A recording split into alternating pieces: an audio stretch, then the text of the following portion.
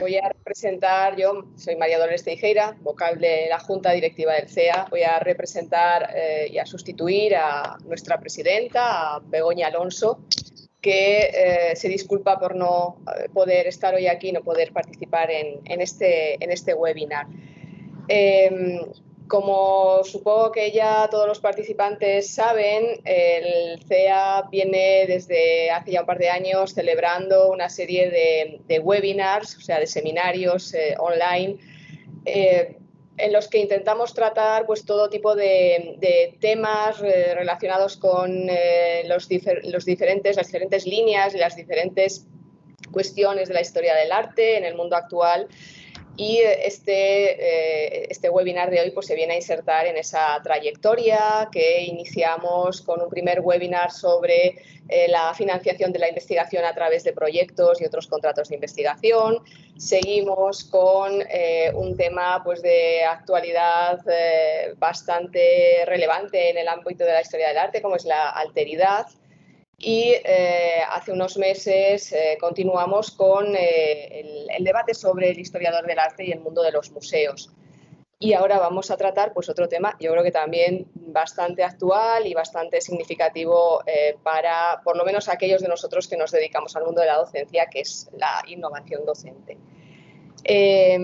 Quiero también abrir un poco la puerta al futuro de estos webinars, ya que ya tenemos una trayectoria consolidada para que todos aquellos miembros del CEA que tengan propuestas de nuevos temas interesantes para el conjunto de la historia del arte y la comunidad de los historiadores del arte, pues puedan proponer y organizar nuevos webinars en el futuro. O sea que animamos a todos aquellos que tengan algún tema en mente que bueno, se lancen al ruedo y organicen el siguiente webinar. Para el de hoy, pues estamos aquí en la Universidad de León, varias personas, compañeros del área de Historia del Arte del Departamento de Patrimonio Artístico y Documental, que son quienes han propuesto y organizado este webinar y que son quienes van a comenzar ahora mismo pues, a moderar los diferentes bloques en los que se ha dividido el mismo. En concreto, Javier Castiñeiras López, Noelia Fernández García y Víctor Rabasco García, que son todos profesores jóvenes de nuestro departamento y que enseguida van a acompañarles, y a los que quiero dar las gracias por haberse lanzado a organizar esta actividad. Y bueno, les paso ya las gracias, en concreto al profesor Javier Castiñeiras, no sin antes agradecer también a Manuel Gámez, que desde la Universidad de Sevilla está ahí pendiente de que no nos falle nada, de que no nos falle la técnica y podamos celebrar este webinar sin ninguna incidencia. Muchísimas gracias también a Manuel. Así que les dejo ya con Javier Castiñeiras y el primer bloque de temática.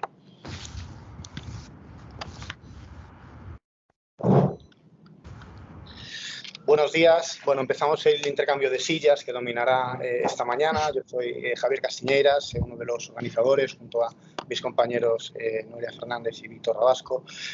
Bueno, en primer lugar quiero dar las gracias muy especialmente a los tres docentes, los tres ponentes participantes de esta mesa redonda por aceptar tan gustosamente esta invitación, y asimismo pido disculpas por los problemas técnicos que siempre acompañan a este tipo de webinars o de actividades online que hemos, creo que, solventado, por lo menos por ahora. También agradecer, por supuesto, a todos los interesados e interesadas en esta actividad, y espero que sea del máximo interés y del máximo provecho. Simplemente quisiera dar unas mínimas y brevísimas pinceladas sobre el marco organizador, ¿no? El grupo de innovación docente al que pertenecemos los tres organizadores de este evento, de este webinar, que es el grupo IDEARTE de la Universidad de León, que nace primero, como nacen todas estas iniciativas, a partir de aspectos concretos de la innovación docente llevadas a cabo al menos desde el año 2008 en nuestra universidad, pero que se consolidan como grupo de innovación a partir del año 2017. El grueso de las actividades hasta el momento se ha centrado en la profesionalización de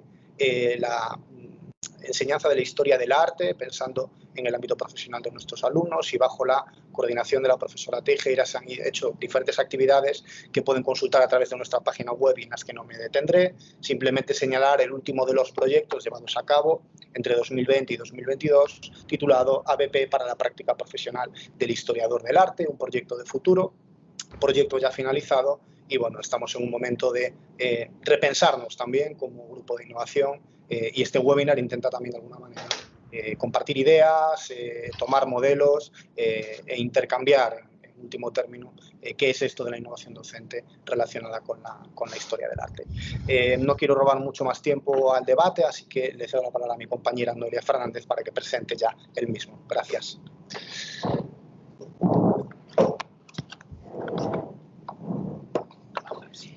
Bien, buenos días a todos y a todas. En primer lugar, me gustaría también sumarme a los agradecimientos realizados tanto por mi compañero Javier Castiñeiras como por la profesora María Dolores Teijeira.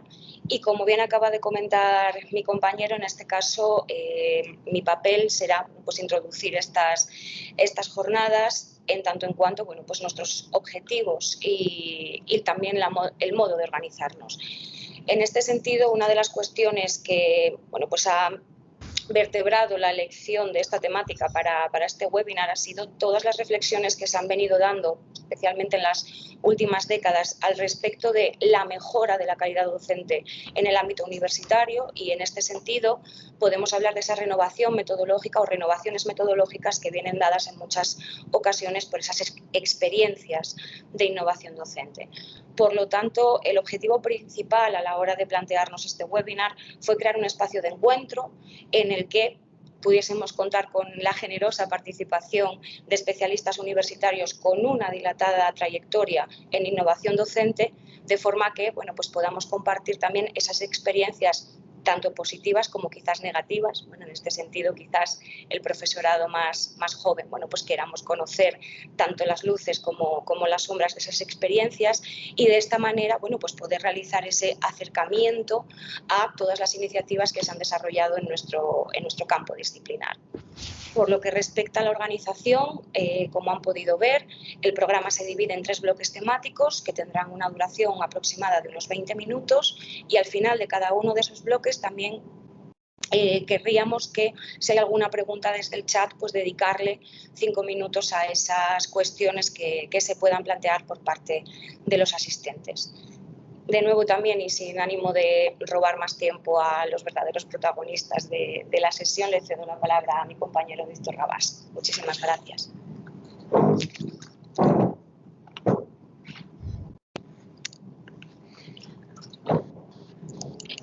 Buenos días a todos. Les prometo que es el último baile de sillas, por lo menos hasta ahora. Mi nombre es Víctor Rabasco y bueno, me sumo a los agradecimientos, para no reiterarme, de mis compañeros hacia el grupo I+D de Arte y el CEA por acoger la colaboración, pero también a todos los asistentes que se han conectado esta mañana para intercambiar sus experiencias también incluso. Mi labor simplemente se va a remitir a una brevísima presentación de los intervinientes. Bueno, decirles que hemos contactado con ellos, les hemos invitado a participar, lógicamente, por sus experiencias, por su bagaje en torno a la innovación docente y para que cuenten también un poco todos los resultados que han obtenido. En este sentido, lógicamente, les agradecemos enormemente haber aceptado participar y, bueno, sin más dilación, paso a presentarles. En primer lugar, por estricto orden de apellido, tendríamos al profesor Gerardo Boto Varela, que es director de la Escuela de Doctorado de la Universidad de Gerona y profesor titular de Historia del Arte. Sus principales líneas de investigación están vinculadas al mundo medieval, especialmente la arquitectura, la iconografía profana o la relación entre arte y poder regio. Sin embargo, lo que nos interesa en este caso es destacar precisamente su trabajo en torno a la innovación docente, sobre el método de enseñanza de la propia arquitectura medieval, o especialmente el papel que llevó a cabo, por ejemplo, en el proyecto Heritage didáctico, una innovación metodológica entre docentes de universidad y escuela, desde el cual surgió, por ejemplo, un atractivo juego de mesa llamado Pactum, del que espero que pueda hablarnos a lo largo del seminario.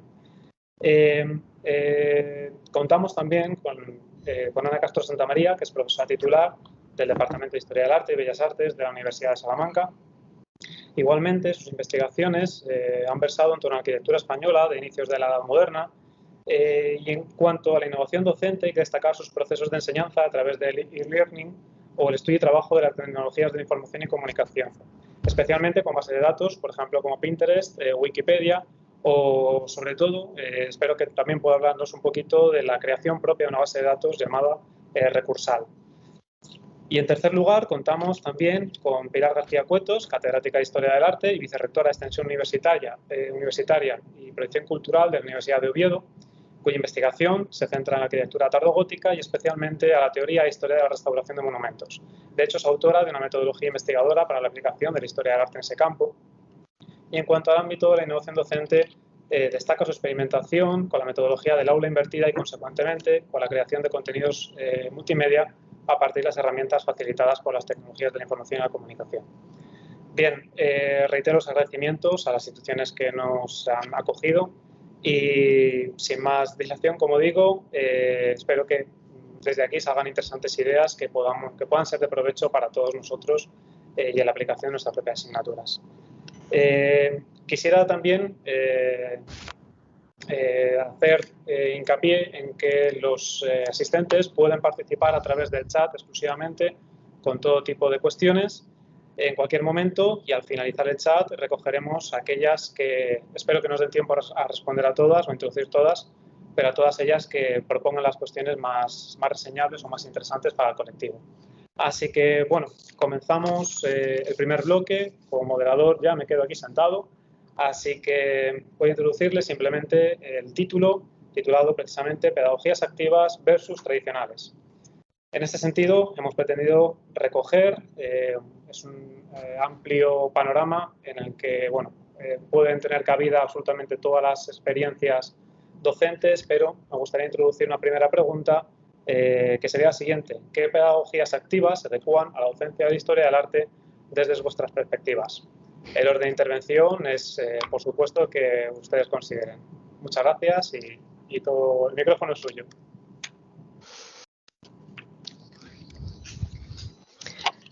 Bueno, yo la verdad es que me hubiera gustado comenzar con hacer un poco de historia de la importancia de la pedagogía y la docencia en la universidad, pero a lo mejor con tan poco tiempo que tenemos, mejor nos vamos directamente a las preguntas, porque verdaderamente a lo que hemos asistido los que ya tenemos unos cuantos años de trayectoria universitaria es a la progresiva importancia de estos asuntos que no llegan a verse culminados, ¿no? Porque me gustaría que en algún momento habláramos del sexenio docente, ¿no? Y el programa Docentia.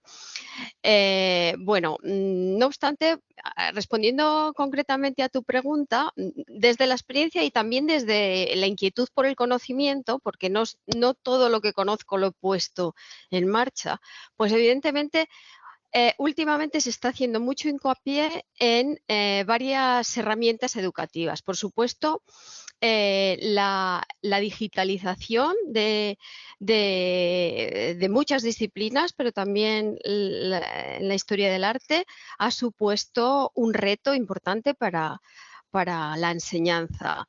Por supuesto, mucho más a partir de la pandemia. Pero no solamente eso, cada vez más se está, además de acentuar este carácter digital, también se está haciendo mucho hincapié en los proyectos de carácter social y colaborativo, que también dan como resultado proyectos muy interesantes como el aprendizaje-servicio, ¿no?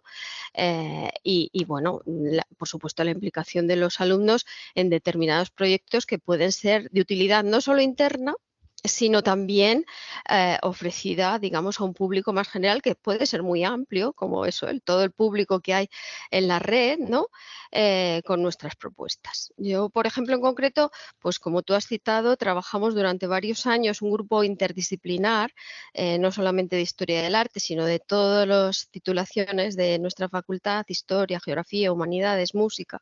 Música no estuvo, pero Filosofía sí estuvo algún año, en en la creación de una base de datos de recursos útiles para la docencia y la investigación de todas estas disciplinas humanísticas, cuando todavía, digamos, había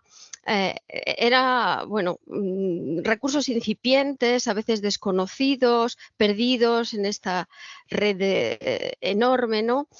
Y bueno, lo utilizamos no solamente como un servicio a quien accediera allí, sino también como para un trabajo interno, ¿no? Que los alumnos participaran haciendo fichas críticas sobre lugares web interesantes para nuestra disciplina. En este proyecto estuvimos varios años, pero bueno, primero, exige muchísimo mantenimiento y segundo, las propuestas de innovación docente aquí, por lo menos en la Universidad de Salamanca, no te permiten estar mucho tiempo con el mismo tema. O sea, no te renuevan los proyectos a no ser que cambies, digamos, de propuesta. Y entonces, bueno, pues aquello se abandonó y en realidad, aunque era muy interesante, pues es una página web que no tiene mantenimiento, con lo cual, yo creo que es parcialmente útil, solo parcialmente. Después, por supuesto, hay otras experiencias que yo creo que otros tenéis, ¿no? En que los alumnos participan en la elaboración como de participación a través de redes sociales, ¿no? Por ejemplo, nosotros hicimos un grupo en que trabajamos con Pinterest, ¿no? Y lo utilizamos para nuestras asignaturas. Y entonces, bueno, pues esto logra enganchar a los alumnos y, bueno, puede tener una cierta repercusión. Y lo mismo también con otro proyecto que tuvimos de podcast, que servía, pues eso, para que los alumnos trabajaran en grupo, para además facilitar nuestras prácticas, que a veces eran visitas a museos donde no se podía, digamos, interrumpir el normal funcionamiento de esos museos. Entonces, hacíamos uso de nuestros propios trabajos y además los volcamos en plataformas como Spotify, ¿no? Entonces, bueno, esto es un trabajo que sirve hacia adentro y también, pues, por supuesto, es un servicio que puede tener éxito en la sociedad. Bueno, esto con precaución, ¿no? Porque no dejan de ser trabajos de alumnos que, bueno, seguramente podrían ser mejorables, ¿no? Pero les introducen además en el futuro, bueno, el presente, pero futuro para ellos, mundo real laboral, ¿no? Donde estos medios se van, son los habituales. O sea que, vamos, tanta especialización tiene, por ejemplo, la cuestión de las redes sociales, que hay una figura, ¿no? El community manager o el gestor es decir, es que hay veces que los profesores vemos la utilidad de estos medios, pero a veces no alcanzamos, ¿no? O sea, proponemos trabajos que abran los horizontes a estas iniciativas, pero yo, sinceramente, salvo que fuera, y eso que vamos trabajando en grupo es más llevadero, ¿no? O sea, no uno solo, pero a veces es difícil con todas las obligaciones que tenemos de todo tipo, ¿verdad? Docente, investigadora, pues llevar a cabo esto con una profesionalización que muchos han alcanzado, ¿no? Y en este sentido, ¿cuál sería la recepción por parte de los alumnos? Por ejemplo, en el caso que nos han comentado, pero también, por ejemplo, Gerardo con el proyecto Heritage didáctico, que también trabajó, creo, con estudiantes universitarios, o incluso con el aula invertida también propuesto por Pilar. Es decir, ¿cómo de receptivos se sienten y si aumenta la motivación, por ejemplo? Sí. Después nosotros normalmente pasamos encuestas para ver los resultados, ¿no? La satisfacción de los alumnos y los resultados en este sentido. Y sí, normalmente lo aprecian mucho, sobre todo, vamos, yo lo veo en los primeros proyectos de hace décadas, ¿no? Que yo empecé a trabajar en innovación docente, pues los alumnos verdaderamente lo agradecían mucho, y lo siguen agradeciendo, ¿no? Eso es una otra forma de abordar con los nuevos medios, ¿verdad?, nuestra disciplina. Y entonces, sí, ellos se sienten mucho más enganchados. En realidad, los desenganchados somos nosotros, que nos hemos tenido que poner muy al día, ¿no?, en esta cuestión, ¿no? O sea que sí, para ellos es su medio natural, su lenguaje. y yo creo que sí, que se llega mejor. Gerardo, Pilar, ¿cómo veis vosotros esta cuestión? Pues, bueno, a mi modo de ver, los procesos de innovación educativa tienen como 4 elementos fundamentales, ¿no? Personas, conocimiento, procesos y tecnología. Y los 4 deben ser considerados simultáneamente, porque si obviamos alguno de ellos, difícilmente podemos llevar adelante estas cuestiones, ¿no? Entonces, claro que tenemos que diagnosticar bien a las personas, y modular los procedimientos docentes, ver cómo repensamos también el marco de los procesos docentes respecto a nuestras particulares universidades y los territorios y actualización de los recursos tecnológicos y todo eso. Entonces, yo, bueno, no sé, cada uno tenemos nuestro grande o pequeño bagaje sobre alguna de estas cosas y las cuestiones de tecnología pues son digamos que relevantes y honestamente a veces, por mi limitada experiencia, tienen una repercusión, digamos, más o menos exitosa y otras veces no necesariamente. Yo qué sé, yo por ejemplo, dentro de una de las asignaturas, pues además de trabajos convencionales, tienen que traducir esos trabajos en hilos de Twitter y a veces son exitosas esos hilos de Twitter, que luego tienen que ser, digamos, coevaluados y todas esas cosas, y otras veces no necesariamente. Es decir, por así decir, yo personalmente, digamos que en una promoción encuentro a personas que parece que es verdad que son nativos digitales y otras no necesariamente son eso que creemos que son nativos digitales. Es gente que tiene familiaridad con instrumentos, pero eso no les convierte necesariamente en nativos digitales, ¿no? Entonces, en ese sentido, claro que hay que intentar calibrar y ver qué es lo que hacemos con todo eso, pero bueno, lo cierto es que en ocasiones digamos que una parte de estas innovaciones y de estas experiencias más o menos activas, pues pueden tener que ver con el hecho de hablar con diferentes. Esto es, por ejemplo, bueno, has invocado en mi caso un proyecto, pues esto en parte, en buena medida, tenía que ver con gente de estudiantes de grado que tenían que tratar con estudiantes que no eran de grado, y no me refiero de otros grados, sino con gente de secundaria y hasta de primaria. Entonces, en realidad, el proceso de, digamos, coenseñanza es evidente, eso lo experimentamos todos y cada uno de nosotros y seguramente lo seguimos experimentando todavía hoy, es un proceso de coaprendizaje. Entonces, ahí, digamos que cuando enseñas aprendes, ¿no? Y hay una parte de ello que es independiente del formato más o menos tecnológico en el que desarrolles esta cuestión. No obstante, y ya no me extiendo más, ahora que ya para que Pilar tenga un poco de tiempo, lógicamente, para mí digamos, las pedagogías activas más eficientes siguen siendo las visitas directas a los monumentos con intervención de los diferentes estudiantes, alumnos, alumnas y el debate con ellos y entre ellos, porque ahí se produce no solamente aprendizaje, sino sobre todo experiencia y emoción. Me parece que es desde esa activación también emocional en el que se intensifica después el provecho intelectual. Sí, Lo dejo aquí de momento. completamente de acuerdo. Sí, sí. ¿Sabes lo que pasa, Gerardo? Que es que, por ejemplo, si tú presentas eso, que yo siempre lo hago en mis asignaturas de toda la vida, ¿no? O sea, procurar el contacto directo y para favorecer lo que tú dices, la emoción, porque la emoción favorece el aprendizaje. Eso está claro.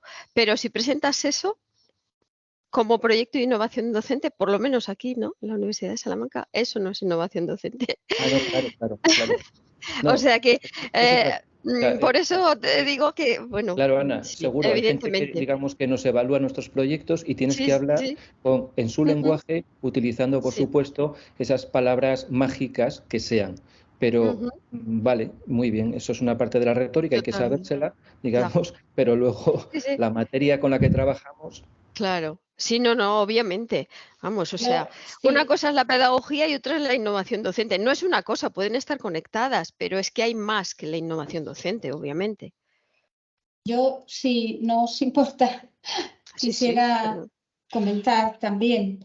Estoy de acuerdo en lo que dice Gerardo, que estamos hablando sobre todo de personas, conocimientos, procesos, y luego podemos incluir la tecnología porque obviamente esa tecnología siempre ha estado apoyando a la historia del arte, desde la primera aplicación de la fotografía, primero el dibujo, hasta donde estamos ahora.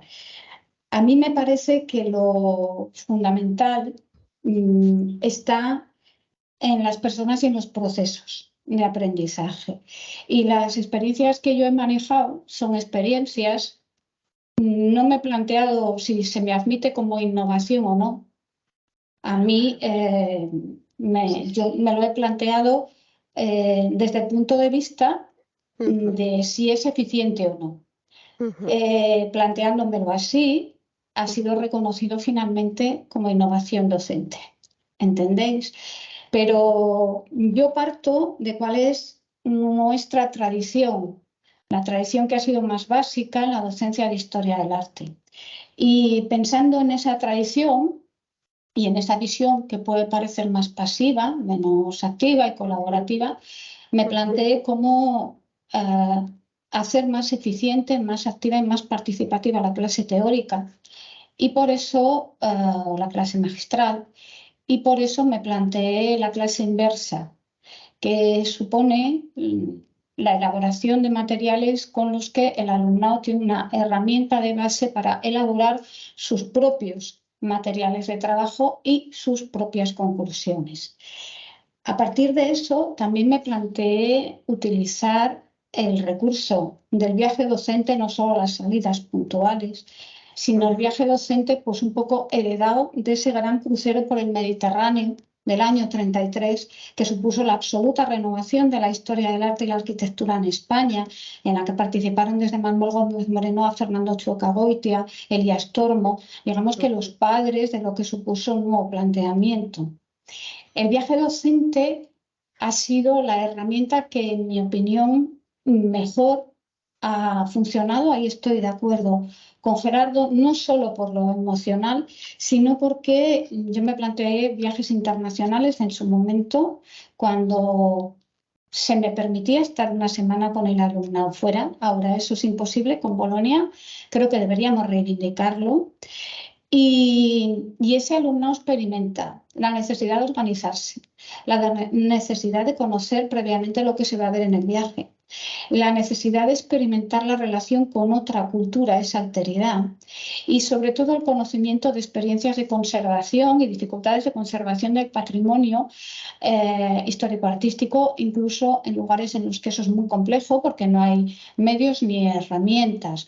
Colaboramos además con otras instituciones, con el Instituto Cervantes, con el Instituto de Conservación del Patrimonio de Tierra de Marruecos, por poner los ejemplos, y resultó muy bien. Otro planteamiento que yo me hice fue cómo hacer protagonista al alumno de su propio proceso de aprendizaje. Y hay una herramienta también antigua, yo por eso he utilizado herramientas poco innovadoras, si queréis, con una perspectiva diferente. Es el diario de aprendizaje. Fue tremendamente útil que el alumnado revise y siga su propio proceso de aprendizaje elaborando un diario. Con ese diario se puede obtener un rendimiento mejor porque ayuda al alumnado a mantener una secuencia de trabajo, digamos que coherente, siempre a lo largo del curso, y se establecían ítems para reflexionar al principio, a mitad y al final, para ver no solo qué han aprendido, qué dificultades han tenido, sino cómo les resultaba su propio proceso de aprendizaje. Y ya finalmente todo esto puede apoyarse obviamente en herramientas de transferencia y tecnológicas.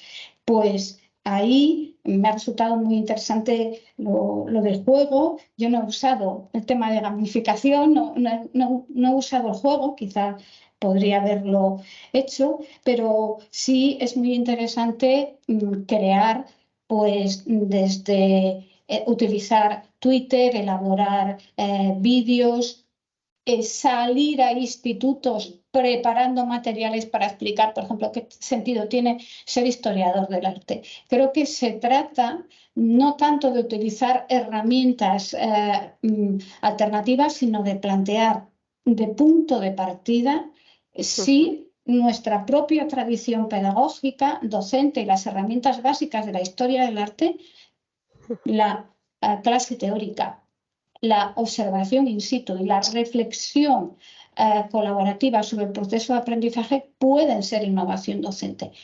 Nada más me lo planteas y perdonad, no sé si me extendí demasiado. Muy interesante todo lo que has aportado, Pilar.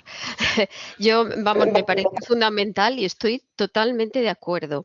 Es decir, lo único que existe es ese tipo de contradicción, ¿no? Cuando te presentas un proyecto te piden otras cosas que sean nuevas, pero por supuesto hay que repensar la tradición. Ahora bien, si nos ponemos a pensar de dónde partimos, nosotras, ¿verdad? Que era pura clase magistral y ya. Yo creo que se han dado muchos pasos en ese sentido. Yo creo que, el alumno a través de toda esta enorme variedad de alternativas tiene voz, hace y haciendo se aprende. Enseñando, como habéis dicho los dos, se aprende. Y viendo se aprende. Y por supuesto hay instrumentos que son tradicionales que hay que readaptar, pero es que hubo un tiempo durante que se olvidaron completamente, ¿no? Entonces, vamos, totalmente de acuerdo con lo que habéis mantenido. En ese sentido, sí era una cuestión, por eso el título de pedagogías tradicionales contra nuevas, por así decirlo. El binomio tradición e innovación yo creo que debe mantenerse, por lo menos en la área del arte. Pero, por ejemplo, otra cuestión es cómo responde el alumnado también, por ejemplo, a diferentes cursos. ¿Los de primero responden igual de bien o todavía carecen de una base, a lo mejor, de conocimiento sobre la propia materia que les impide adaptarse a nuevas metodologías? ¿O veis un equilibrio entre todos? No sé, ¿hay alguna diferencia precisamente de esta aplicación de nuevas metodologías, por ejemplo, para los de primer curso, por ejemplo?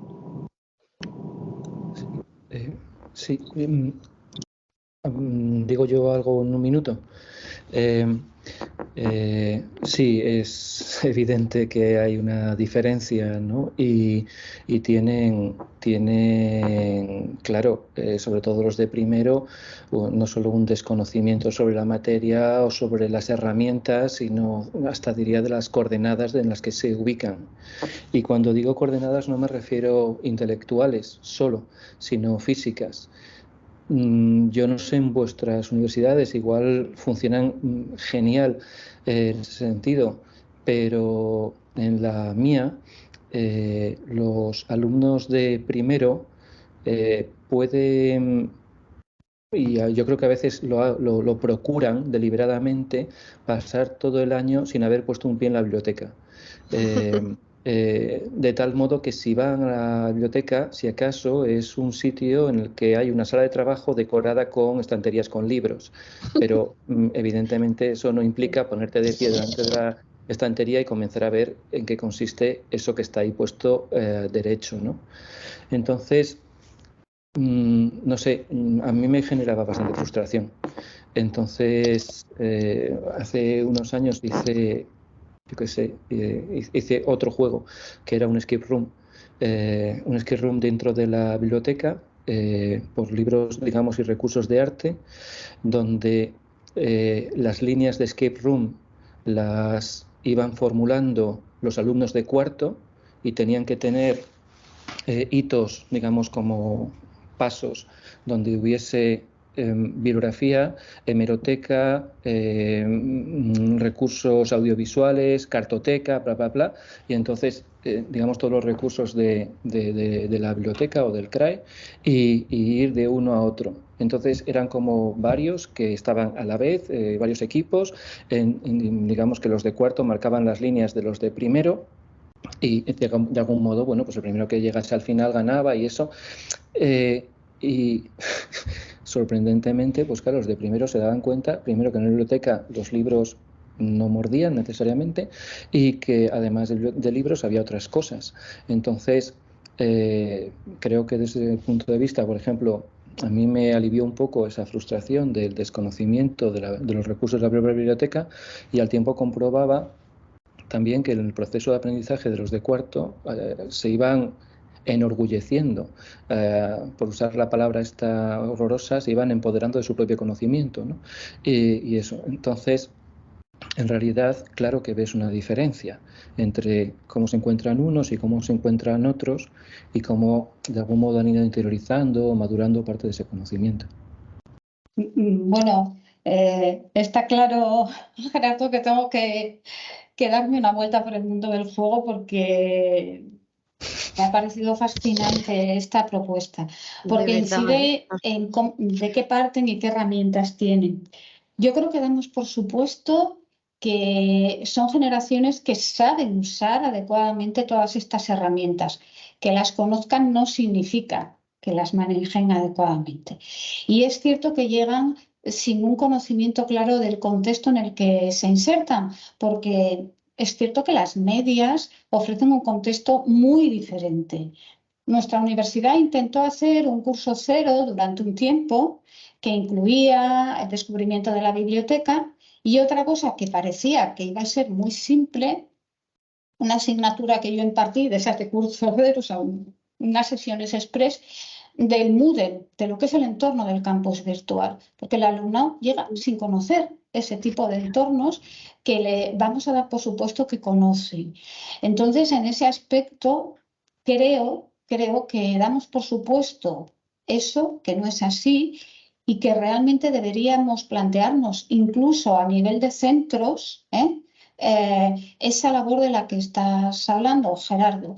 Y me parece realmente interesante esa colaboración, ese aprendizaje del que ya hablabas antes, ese trabajo colaborativo entre alumnado de diferentes ámbitos, primaria, medias, el que los nuestros fueran, hicimos como vosotros, a medias resultó muy interesante, pero cuarto, máster, incluso doctorado. Yo creo que es algo que se nos está escapando y tienes razón en lo que nos estás indicando, en ese camino que nos estás indicando, porque puede haber muchas posibilidades de trabajo, de innovación ahí. Sí.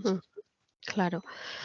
Yo desde luego, vamos, me encantan esas experiencias y sobre todo convertir eso en juego, porque yo hace años di clases en primero también y una de las cosas que hacía era llevarles materialmente a la biblioteca, porque observo en primero, en segundo, en tercero, en cuarto, hombre, cada vez menos, ¿no? Según avanzan, que es que la biblioteca es un lugar para desplegar los apuntes, nada más, ¿no? Entonces era una de las primeras cosas que hacía, pero claro, convirtiéndolo en un juego me parece, no sé si eso lo tienes publicado o algo, porque me parece una iniciativa fantástica. Sí, está publicado. Fantástica porque, claro, es conocer esos medios. Luego yo también he hecho muchos seminarios, vamos, yo siempre empiezo mis asignaturas explicando el Moodle de la asignatura, ¿no?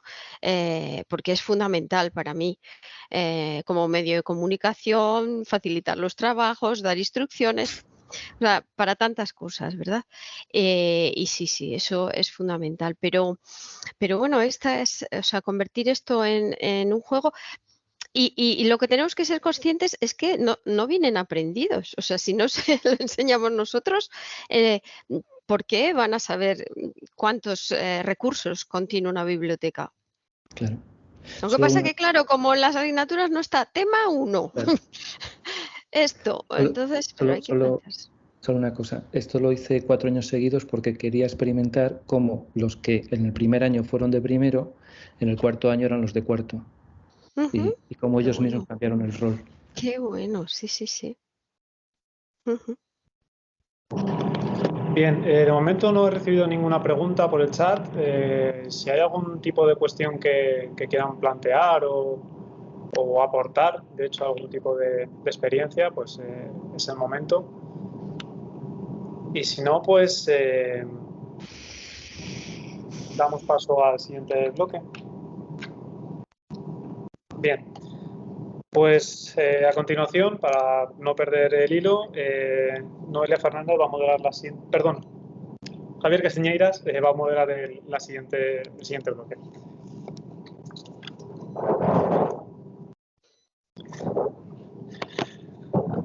Muy bien, hola de nuevo. Vamos a intentar encauzar, ¿no?, un poco este webinar, este seminario, esta jornada hacia cuestiones más específicas, más concretas, quizá incluso bajar al barro de alguna manera, ¿no?, porque me gustaría que pusiésemos sobre la mesa dónde están los límites, los aciertos y los desaciertos del impacto curricular de la innovación docente.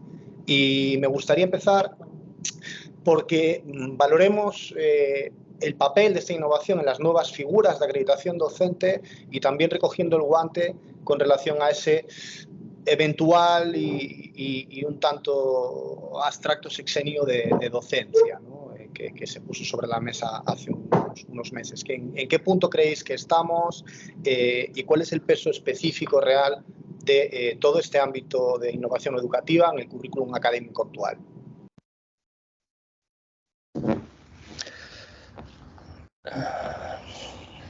Bueno, pues...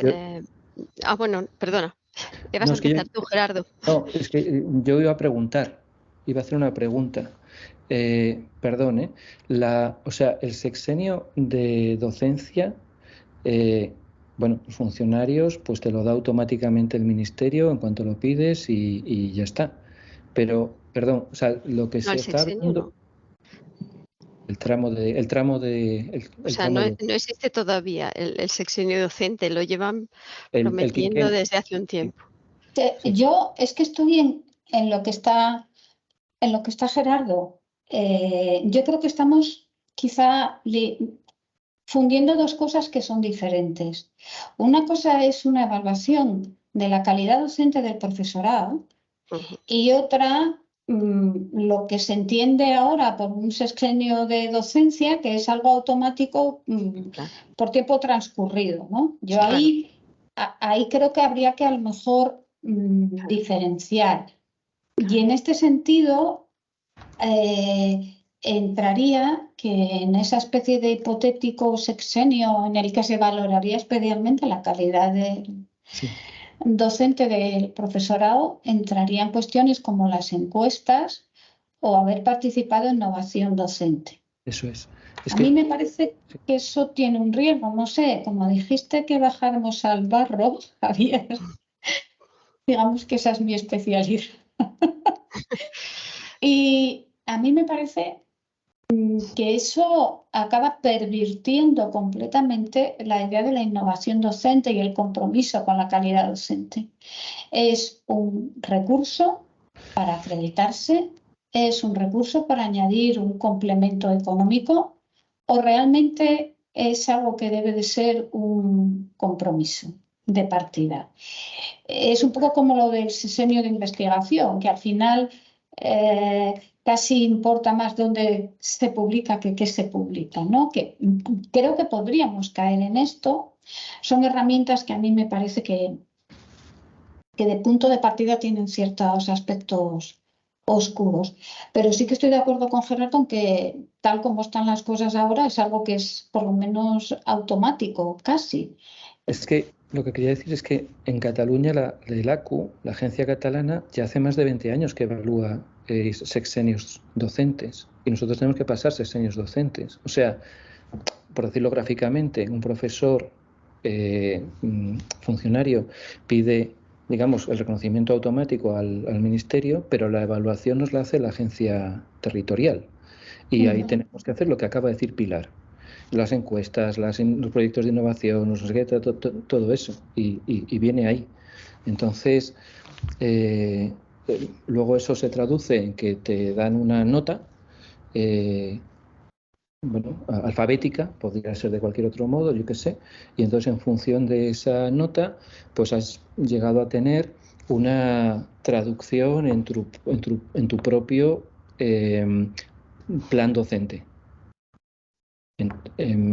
Entonces, si la nota es mejor, tienes más exención. Es decir, que cuanto mejor profesor seas, menos clase das. Es genial. Cuanta mejor calidad docente tienes, menos clase das. Si tienes, exacto, pero espera, Pilar, si tienes tramos de investigación, también das menos clase, porque debe ser que dar clase es un castigo. Entonces. Exacto. Completamente de acuerdo, Gerardo. Ay. Ya está. Ya.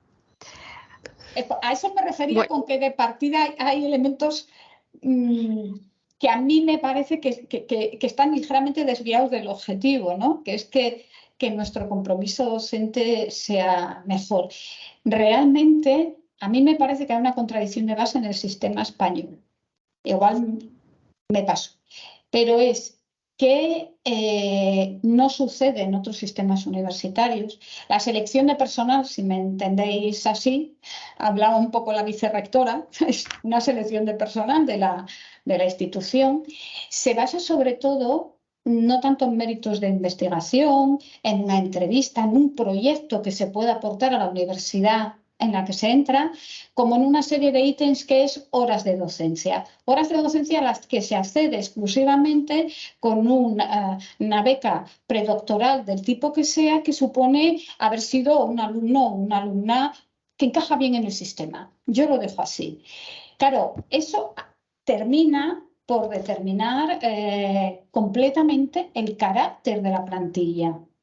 La determina completamente, porque solo hay una manera de acceder al sistema universitario español.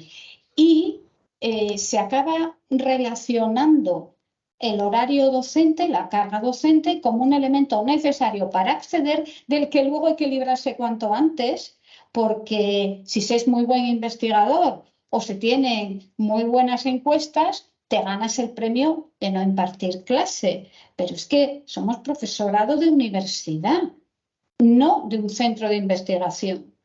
Entonces, yo veo en todo esto, o sea, para entrar es casi necesario, y sin eso un buen investigador, una buena investigadora se perdería, no entraría en la universidad, y luego para seguir, el avanzar en la carrera académica es ir deshaciéndose de docencia. Bueno, a mí lo que me parece es que ha habido una disimetría total hasta ahora, bueno, y sigue habiéndola, entre la valoración de la investigación y de la docencia. Es decir, la investigación la podíamos acreditar, pasábamos, ¿verdad?, por la NECA, conseguíamos nuestros exenios, patatín, patatán. Pero la docencia, aquellos que hemos tenido inquietud desde el principio, y no porque nos dieran nada, ni puntos, ni méritos, ni nada, lo hemos hecho por propio convencimiento. Nunca ha sido reconocido, y eso lleva tiempo, esfuerzo, preparación, o sea, hay que currárselo mucho y no ha sido reconocido y sigue sin estar reconocido. A mí me parece que eso es una reivindicación que tendríamos que, que estar manifestándonos por las calles, porque desde 2007, es que ya ha llovido, la ANECA prometió ese programa de Docentia donde se iba a convertir e equiparar en todos los sentidos, el sexenio de investigación con el docente, digamos, con los incrementos salariales que, bueno, la verdad es que si uno lo hace por eso, pues la verdad es que es mejor que se hubiera dedicado a otra cosa, ¿no? Pero es que es verdad, es que no existe, ¿no?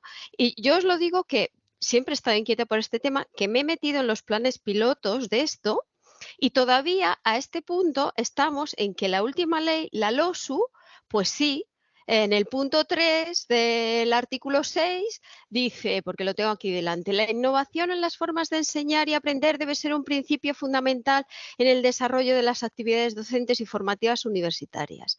Esto en el preámbulo, ¿no? Pero ¿eso cómo se concreta? O sea, es que ya está bien, desde 2007 es que tiene que concretarse. O sea, es una reivindicación, porque yo estoy de acuerdo con Pilar. La parte más importante percentualmente, en número de horas, por lo menos para mí, es mi dedicación a los estudiantes. Es más, yo estoy convencida que eso tiene mucha más repercusión. Mis clases las oyen cientos de personas y les influye en su formación. Y los artículos, pues igual me leen una docena, no lo sé. Entonces, yo creo que, o sea, el impacto que tiene la docencia y una buena docencia no está suficientemente valorado.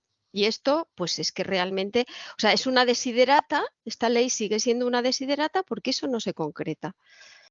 Hay una cosa interesante, sí que es cierto que deberían valorarse como los serios de investigación y eso tiene una doble repercusión económica para acreditarse y de exención docente.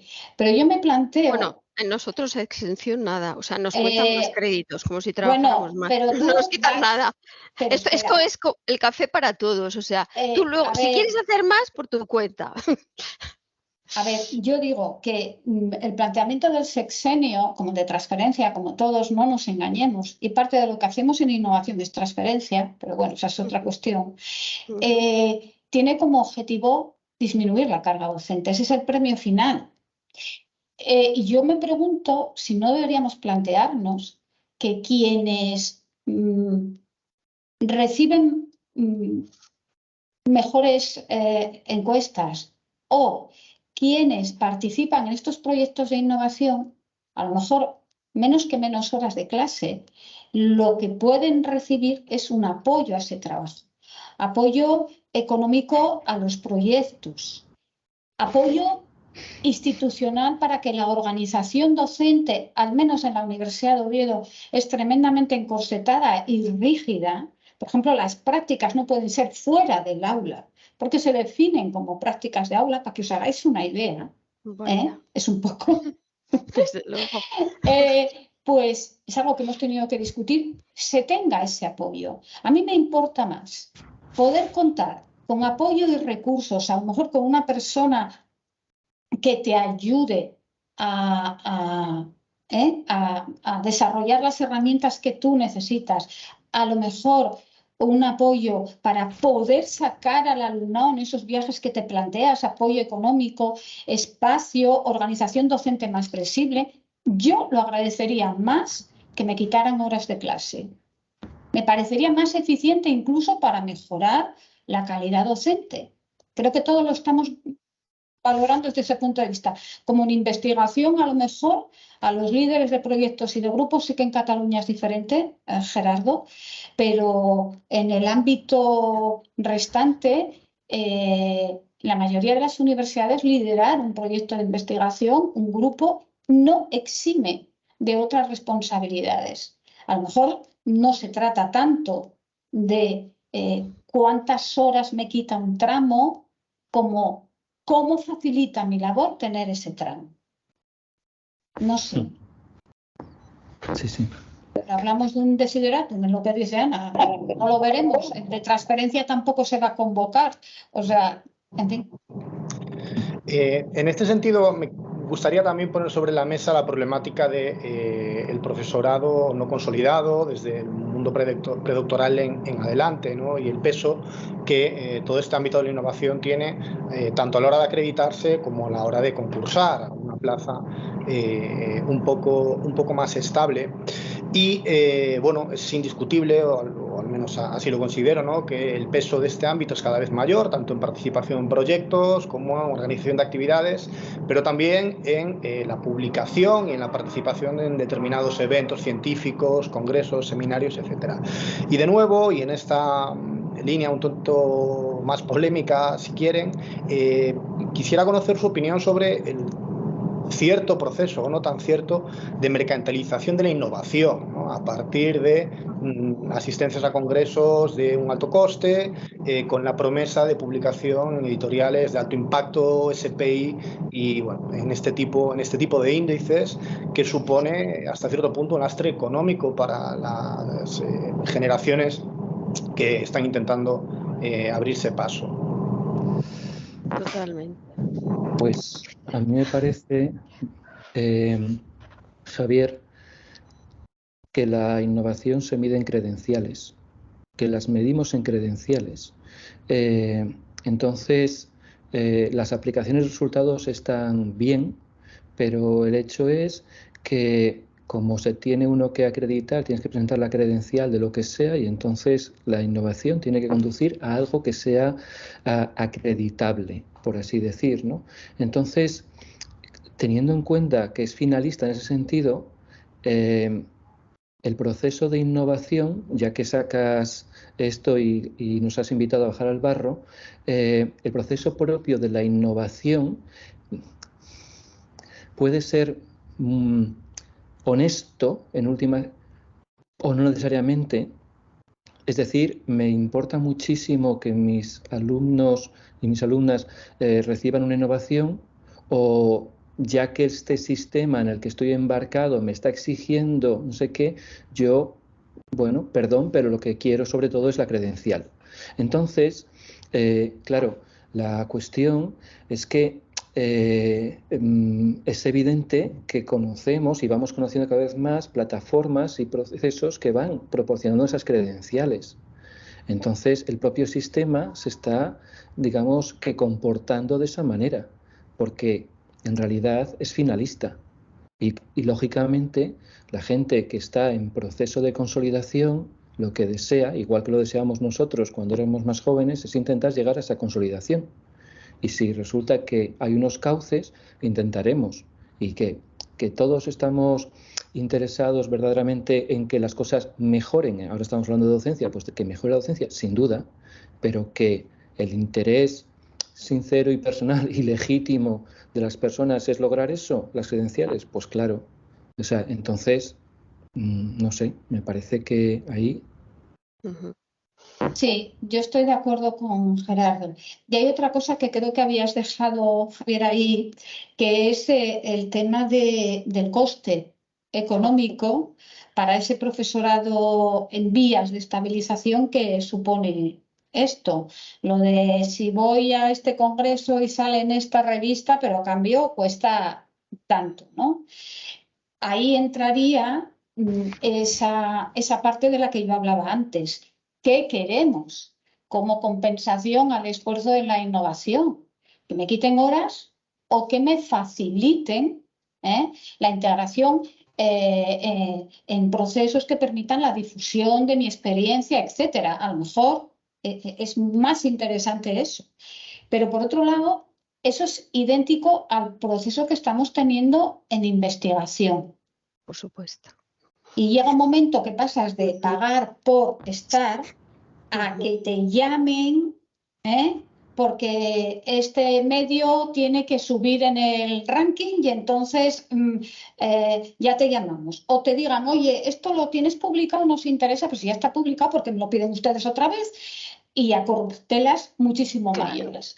Obviamente, el control que determinadas editoriales tienen sobre los rankings y las unidades de medidas que nos permiten obtener acreditaciones, tramos, etcétera, e incluso que establecen el ranking de las universidades, porque la presión la tenemos también de nuestras universidades para, oye, que bajamos en Shanghái, hay que seguir publicando y venga Q1 para arriba. Es un sistema absolutamente perverso, contra el que se revela incluso el sistema norteamericano en el que nació esta planificación, que al fin y al cabo, permitirme la expresión, es una planificación capitalista. Alguien está absorbiendo la investigación que hacemos con dinero público para publicarla en medios de pago. He estado en la Agencia Estatal de Investigación y si hay algo contra lo que hay que luchar es contra esto, porque hay muchos recursos públicos invertidos en investigación que luego se publican en medios que se benefician de la edición de esa investigación. Yo creo que iniciativas como la DORA, la Declaración de San Francisco, que proponen otros modos de evaluar, deben de recibir más respaldo por nuestra parte. Iniciativas como las de personas que han ido al contencioso administrativo por cómo han sido evaluados, no tanto por el valor de lo que aporta su investigación, sino por el medio, y que han ganado.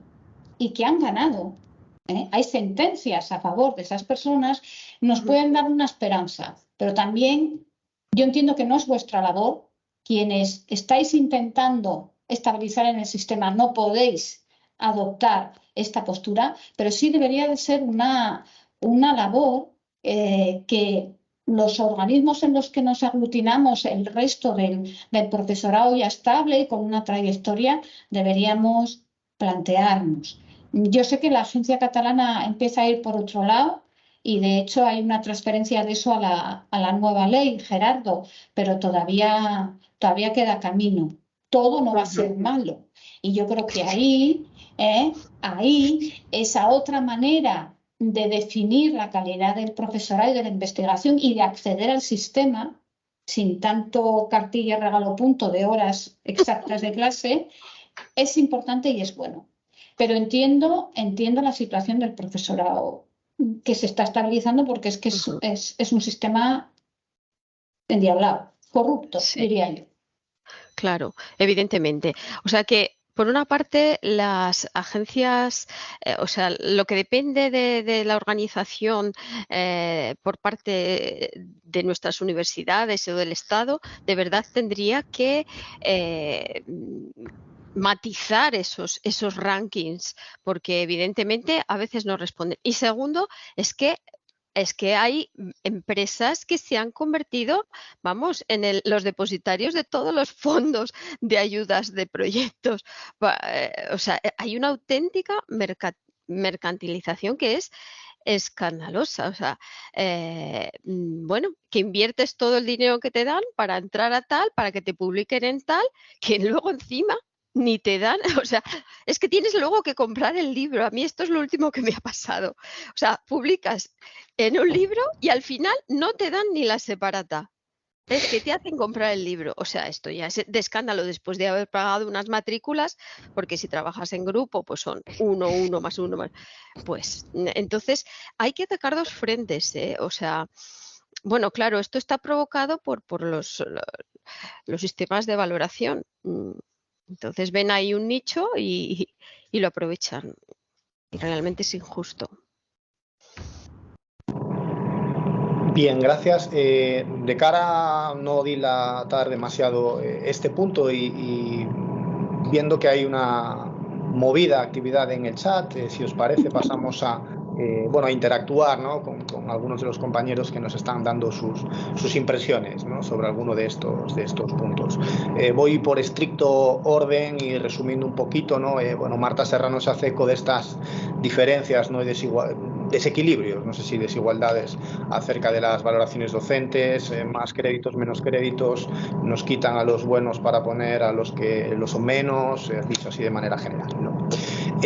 Por su parte, Jesús Ángel Sánchez se refiere a que aquí aflora, leo textualmente, ¿no? uno de los problemas de base del sistema de investigación y de educación en el país. Falta una verdadera apuesta por ambas facetas de la generación y la transmisión del conocimiento, ¿no? Insistiendo en alguna de las cosas que han planteado los intervinientes y matiza que, por otra parte, las dinámicas generadas por la NECA han pervertido en muchos casos la más noble de nuestra profesión, ¿no? Es decir, como iniciaba Gerardo, ¿no? El momento en el que la innovación docente no es pasión docente, sino recurso para una medalla docente, ¿no? Que es la base de muchos de los problemas. Sobre este respecto, Marta Serrano se pronuncia afirmando que el problema quizá esté en que las universidades quieren y necesitan que el personal docente investigador aporte recursos económicos con proyectos de investigación nacionales e internacionales, la línea de lo que concluíamos hacia el final, y para ello solo cuenta la investigación. La buena docencia tiene menos repercusión o no la tiene apenas en las universidades y tiene escaso rédito, lo que hace que muchos compañeros y profesionales potencien ese desequilibrio porque el sistema lo potencia. Por su parte, Francisco de Asís García, leo textualmente, dice que le gustaría conocer la experiencia de los ponentes, ¿no? que están en la sala, tanto en el chat, ¿no? como el micro abierto, acerca de las encuestas sobre docencia. en su universidad, la Autónoma de Madrid, cuesta muchísimo concienciar a los estudiantes de su utilidad para la propia mejora de la práctica docente y de los títulos. La participación es mínima, pese a los intentos por extender su uso. Pregunta Francisco, ¿cómo convertir las encuestas en un instrumento verdaderamente eficaz de mejora y cómo implicar a estudiantes y docentes en su realización, teniendo en cuenta este carácter voluntario? Como es una pregunta directa, pues os cedo la palabra de nuevo, ¿no?, para conocer vuestra opinión sobre este punto tan específico que dice nuestro compañero. Pues yo he leído lo que estabas leyendo, Javier, y mi comportamiento es el mismo que también se dice como respuesta. Y es que yo también paro la clase un día, porque, y sobre todo con los de primero, porque digamos que también la predisposición respecto a este instrumento es diferente a medida que avanzan los cursos. Y si es posible efectuar esa encuesta pues a través del teléfono móvil, porque está en la plataforma y lo que sea, pues en 5 o 10 minutos que hagan esa encuesta. Porque en ocasiones, bueno, no sé, cada uno, no quiero elevar a categoría lo que es un caso particular, pero solo lo ilustro.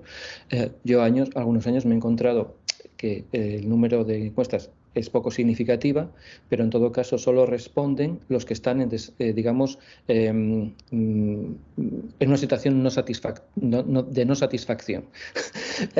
Y los que están en satisfacción, que te lo dicen oralmente, luego no hacen la encuesta. Eso se traduce en algo muy serio, porque la percepción que tiene el vicerrectorado de turno es, en teoría, salvo que todo el mundo te esté mintiendo, y que el testimonio oral no sea certero, pues el hecho es que se traduce en lo contrario de lo que tú estás percibiendo. Bueno, no sé, yo qué sé, pero si se puede parar un día una sesión en 10 minutos, pues mira, yo qué sé. Sí, Gerardo, la verdad es que cuando se hacía la encuesta en clase a mano, que procesarla era un lío, yo me hago cargo, realmente la hacía todo el que estaba en clase, para bien o para mal. Luego están esas valoraciones que tú dices. Realmente las encuestas online nosotros nos lo planteamos porque realmente en la Universidad de Oviedo, porque realmente tenemos mínimas, y para la acreditación de nuestro profesorado es un problema. Y todos los que hemos hecho evaluación de profesorado sabemos que no te permite, en general no te permite el sistema evaluar esa docencia si no hay encuestas. Todo se basa en las encuestas. Entonces deberíamos plantearnos a lo mejor esas soluciones de, bueno, paro la clase y lo hacemos. Luego, por otro lado, yo creo que hay ese problema que dices, que la gente no entiende muy bien la función de la encuesta. No es una hoja de reclamaciones. Pero yo creo que se confunde la encuesta con una hoja de reclamaciones y pasa lo que tú dices, te ponen solo lo que no ha salido bien. Es muy curioso. Yo creo que hay que explicar para qué sirve la encuesta. Y luego había una pregunta concreta de si se incluye la valoración de la innovación docente en la encuesta y no. Preguntan, por lo menos en mi universidad, si llegas temprano, si se nota que sabes de la asignatura, si tú, bueno, sabes mucho de esto. Yo me pregunto en primero, es imposible que sepan si yo sé del tema o no lo sé.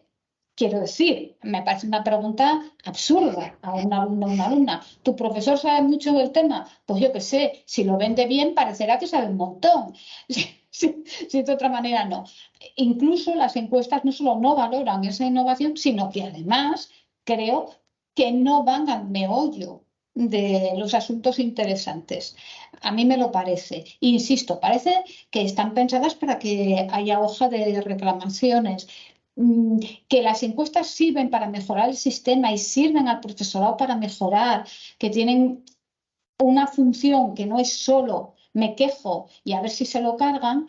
es difícil de explicar. Y yo no sé por qué tiene que recaer en el profesorado.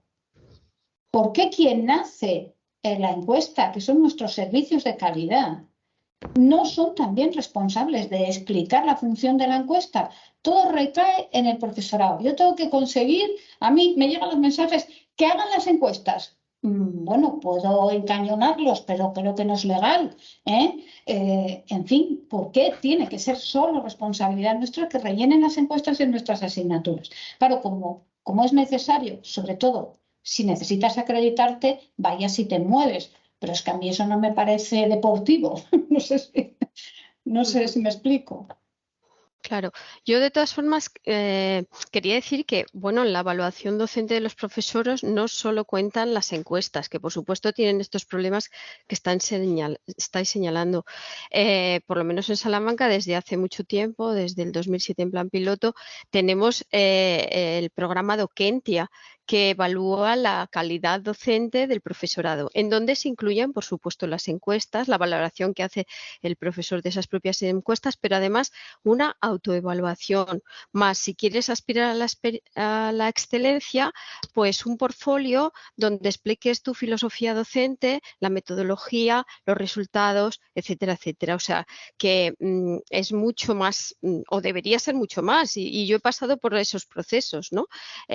Para distinguir, bueno, pues eso, quien de verdad está motivado y quiere mejorar en su docencia y quiere ser excelente también en su docencia, que tiene otros sistemas de evaluación, y eso pasa, por supuesto, por un comité que evalúa esos expedientes, ¿no? Que yo estuve un tiempo ahí también. Fíjate, en Oviedo lo estamos instaurando ahora, así que os podéis hacer una idea. Ha sido ahora cuando nos hemos planteado desde el equipo hacer esto, porque obviamente coloca nuestro profesorado en ciernes, en una situación de desventaja respecto al de otras universidades. Entonces, bueno, es complejo. Lo que se decía ahí, que la docencia no es rentable, es verdad. Hay que tener en cuenta que también el sistema en eso está pervertido por completo. Las universidades lo que luchan es por tener una imagen en un ranking, y el ranking valora solo determinadas cosas. Y la calidad de la docencia se mide por el número de matrícula, por las salidas de los egresados y poco más. No se incluye eso. O sea, los rankings que valoran las universidades hacen caso omiso a todas estas preocupaciones que tenemos. Es cierto, y luego, o sea, no son rentables de cara a la imagen que crea la universidad y al puesto que ocupa, y luego en la prensa ha bajado 3 puntos en el ranking de Shanghái, no vale para nada, que no se matricule nadie ahí, ¿no? Y luego está la precariedad económica de muchas universidades. Y yo quería hacer una pregunta concreta a Gerardo. Me consta que vosotros tenéis un apoyo a la investigación potente, que incluso hay profesorado que recibe pues como un premio y está 1 año o 2 con un proyecto de investigación financiado con fondos públicos autonómicos, incluso ni da clase, está dedicado solo a eso y tal. ¿Vosotros tenéis apoyo económico para desarrollar proyectos de innovación o tampoco cuenta? ¿Entiendes lo que te digo? Tú, si llevas un proyecto de investigación potente, puede ser tu caso, tienes unas ayudas económicas extra, etcétera. Hay institutos de investigación que te facilitan trabajo administrativo, todo. Si estás en innovación, ¿eso cuenta o no? No, en sustancia no. Quiere decir, claro que hay algunas ayudas de innovación docente, pero no tienen la dimensión de lo que estás señalando en investigación.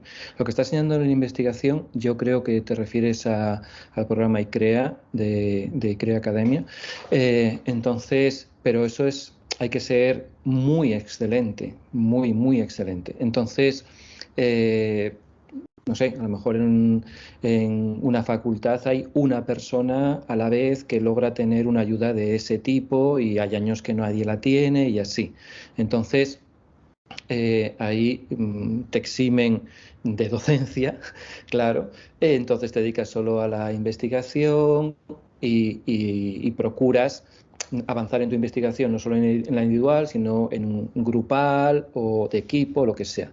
En términos de innovación docente, puede haber, y hay de hecho convocatorias dentro fundamentalmente de las propias universidades y también en el ámbito autonómico hay convocatorias de innovación docente bueno, podría decir personas que están escuchándonos que las tienen y las han tenido. Pero en todo caso, sus dimensiones, su rentabilidad y el aprecio dentro de la propia universidad no tiene nada que ver. Es decir, si tienes una de esas ayudas de excelencia investigadora, sin duda recibirás algún reconocimiento o valoración o comentario por parte de alguna autoridad de tu universidad, y si tienes una de esas ayudas de innovación docente, bueno, pues alguien a lo mejor de un modo mucho más informal, diría oral, te dice, pues muy bien, pero no tiene esa... O sea, verdaderamente vivimos en un desequilibrio desde el punto de vista, donde parece que lo nuclear lo nuclear de nuestra actividad es la investigación. Y la docencia se caracteriza, pero no tiene esa reputación y reconocimiento equivalente en términos de investigación, es lo que puedo decir.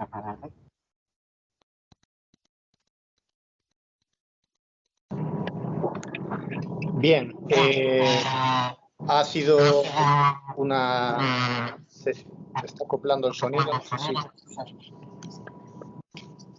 Pues mi eco. Bueno, en cualquier caso, vamos a dar el paso a la siguiente de los bloques, agradeciendo a los participantes también del chat e invitando a que esto tan animado la última de las etapas. Gracias.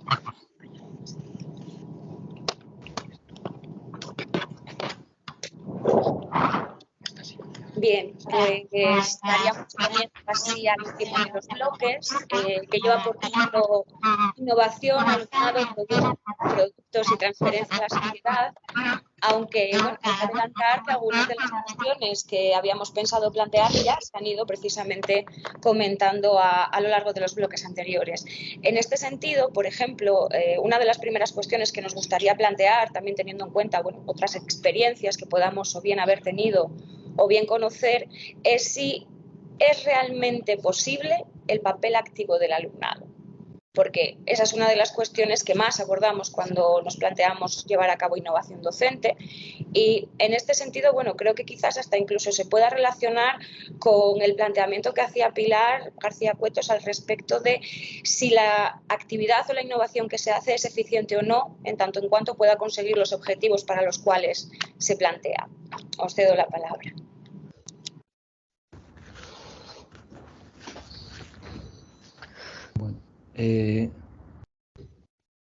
Bueno, yo tengo dos comentarios sobre eso, dos apuntes, mejor dicho, sobre el papel activo del alumnado. Sí se puede intentar desarrollar vías para ese papel activo. Dos ejemplos. Uno es en los procesos de coevaluación o de evaluación activa. Entonces, los alumnos que pueden ser responsables de un segmento de la materia pueden plantear a sus compañeros una pregunta sobre ese segmento que ellos han presentado o lo que sea, y evidentemente en la medida en que se produce un carácter, digamos, de retroalimentación entre unos y otros, ellos pueden participar también en el propio proceso de coevaluación, cuando están viendo en qué medida sus compañeros han comprendido, se han esforzado o han estudiado eso que ellos han presentado. Entonces, bueno, pueden hacerlo. Otro apunte diferente, otra vertiente sobre la que, con toda honestidad, no tengo experiencia, empiezo a tener experiencia en este año, pero a lo mejor vosotros la tenéis perfectamente asumida y diagnosticada y sabéis perfectamente cómo va, e incluso, bueno, pues os agradeceré cualquier comentario en ese sentido, es la enseñanza COIL. es decir, la Collaborative Online International Learning, ¿no? Entonces, claro, cuando planteas que dentro de una asignatura tus alumnos pueden aprender una parte de esa materia, de esa asignatura, simultáneamente con alumnos de otra universidad extranjera, estableciendo primero de qué nacionalidad se trata y por tanto en qué lengua se va a establecer eso, ahí el aprendizaje es interactivo porque son simultáneamente los alumnos los que se convierten en los dos roles de enseñantes y de aprendices, porque cada uno, conforme a su propia trayectoria, sus contextos, presenta ese segmento de la materia que otros con otra tradición cultural o institucional o académica o lingüística la interpretan de otro modo, y entonces quizá avanzas un poco en el conocimiento, vamos a decir, del argumento, pero en lo que avanzas muchísimo es en la aproximación, en la perspectiva de diferentes tradiciones culturales a ese argumento. Entonces, conoces en realidad a la vez, primero, cómo funcionan otros, y ese aprendizaje tiene algo de iluminador y casi de, digamos, de ayuda a una cierta humildad, porque no hay un modo de conocer algo, sino que estamos culturalmente condicionados. O como se dice en secundaria y enseguida nos llegará a nosotros, son aprendizajes situados. Entonces cada uno estamos en nuestro aprendizaje situado, ¿no? Y por tanto, evidentemente el modo en que sabemos las cosas en absoluto es, bueno, pues digamos, encumbrable en un modo, digamos que ontológicamente inapelable. Al contrario, estamos tan condicionados, no sé. Entonces, COIL me parece, en lo que empiezo a atisbar, que tiene, digamos, algo de positivo en ese plano. No conocía yo esas experiencias, la verdad. No sé si vosotros habéis practicado alguna vez ese tipo de Pues aprendizaje, enseñanza-aprendizaje. yo lo voy a, o sea, este curso lo voy a empezar, Ana, y de hecho lo voy a hacer porque ahora mismo me queda más a mano a través de enseñanza de docencia de doctorado. O sea, de docencia transversal, pero es igual, es aplicable a máster o a grado. Y a lo mejor no creo, Ana, que sea una cuestión de que si en Salamanca o si en Sevilla, en lo que yo he visto hasta ahora, es más, hay algunas disciplinas, imagínate que dijésemos derecho o ingeniería industrial, que lo llevan desarrollando más tiempo y a lo mejor en algunas especialidades dentro, o sea, algunos grados de humanidades, a lo mejor pues no sé, no nos hemos implicado tanto, pero bueno, no sé, iremos viendo, no sé. Claro, también a veces que estás mediatizado por el tamaño de los grupos. Si tienes muchos alumnos, me imagino que será más difícil de implementar. No obstante, bueno, voy a recalcar un punto que tú has dicho que me parece de mucho interés y yo este año lo estoy haciendo, y es la cuestión de la evaluación por pares, ¿no? Ahora, además, con este alarma que tenemos con lo de la inteligencia artificial, ¿verdad? Que es verdad que uno le puede decir a la maquinita, hazme esto y te lo hace, ¿no? Bueno, lo que no te hace es tu capacidad de juicio crítico sobre lo que ha hecho otro, ¿no? Entonces, me parece un sistema muy interesante. O sea, no solamente a mí proponer trabajos a los alumnos me parece interesante por varios motivos. Uno, porque les propones un objetivo en colaboración. O sea, nosotros quizá venimos, yo no sé, yo nunca me lo he planteado así, pero de un sistema competitivo en vez de colaborativo. Me parece que los trabajos, si los planteamos así, ¿no? Como equipos que buscan un objetivo común y cada uno aporta a lo mejor. Yo no digo que siempre se consiga, pero ese es el espíritu y la filosofía. Y segundo, pues no solamente que tú hagas el trabajo y ¡pum!, lo dejes ahí, sino que también te impliques eso en algo que pertenece además al mundo real, ¿no? Que siempre te van a evaluar personas como tú, ¿no? De tu nivel. Y entonces eso también es aprender. O sea, igual que cuando enseñas aprendes, cuando juzgas aprendes, ¿no? Estás juzgando un trabajo, estás aprendiendo cómo hacer bien un trabajo. Y entonces me parece que es una de las, o sea, si el alumnado y nosotros, claro, ponemos los medios para que se impliquen, por ejemplo, de esas maneras, yo creo que, vamos, que es necesario. Bueno, y si conviertes los trabajos, digamos, en obligatorios y las evaluaciones en obligatorias, pero no como una presión, sino como, o sea, proponiéndoles como de verdad una ocasión de aprendizaje, pues entonces yo creo que los alumnos responden. Yo tengo experiencias de otra dimensión. Llegué a la clase inversa por pura intuición pedagógica, no era consciente de que estaba haciendo clase inversa y he llegado a este aprendizaje de situación también por experiencia docente y por intuición pedagógica. Tengo experiencias que suponen la situación de aprendizaje en un contexto diferente.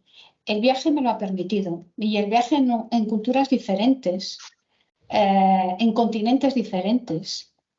África es el mejor de los escenarios, sí te permite situar al alumnado con el bagaje teórico que lleva respecto a las manifestaciones culturales, con todo el contexto que eso supone, y encontrarse esas manifestaciones, esas obras de arte en el contexto real en el que ahora están. Enfrentarse a ese otro contexto desde la experiencia de lo que a mí me han manifestado, sobre todo en temas de conservación del patrimonio cultural, en el que la visión europea es tan diferente, por ejemplo, a la de África o Asia, les llevó a elaborar una visión muy propia, muy crítica de la intervención en el patrimonio.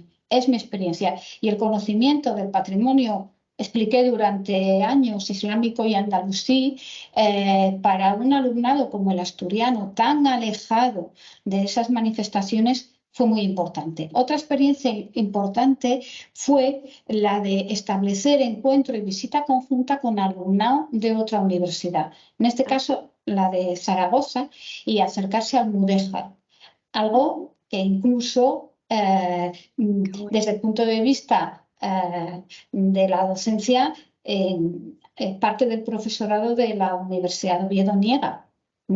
Entonces, acercarse a profesorado y alumnado que admitían como algo real, normal, la existencia de un estilo que aquí no se explica porque se niega su existencia, les llevó a realmente, de forma individual y en grupo, a plantearse muchas cosas diferentes. Yo creo que ese aprendizaje, desde ser consciente de cómo te determina tu contexto, Gerardo, es fundamental. Y sí que es cierto que en ámbitos como doctorado o máster puede ser más fácil, y yo creo que no solo es una dimensión internacional, aunque me parece muy interesante la experiencia, sino que puede ser incluso en una dimensión nacional. Y me atrevería a decir que en el contexto en el que estamos ahora podría ser muy útil. Esa convivencia y ese coaprendizaje de alumnado de diferentes ámbitos del territorio o del Estado español. Sí. Bien, pues también en base a estas experiencias que habéis estado comentando, muy interesantes también, bueno, pues por las cuestiones que estáis planteando, ¿no? También de acercamiento a otras manifestaciones culturales, independientemente del contexto geográfico, si es más nacional o más internacional. Me imagino que en gran parte de los casos habréis pedido productos, resultados al alumnado que forma parte de esas experiencias, ¿no? En este sentido, bueno, pues quería preguntaros si hay algún producto en general que os gustaría destacar, bien por la creatividad, la implicación, la originalidad que haya podido demostrar ese alumnado, e incluso si existen relaciones entre esos productos creados por los grupos de alumnos y alumnas con esa transferencia que hemos venido mentando precisamente a lo largo de la mesa redonda.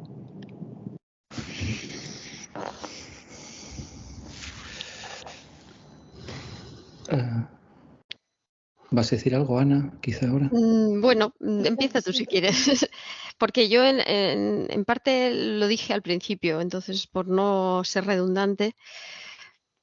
Yo durante un tiempo, pero resultaba muy complejo y entonces no persistí mucho en eso y creo que espero que sea lo que nos estás preguntando.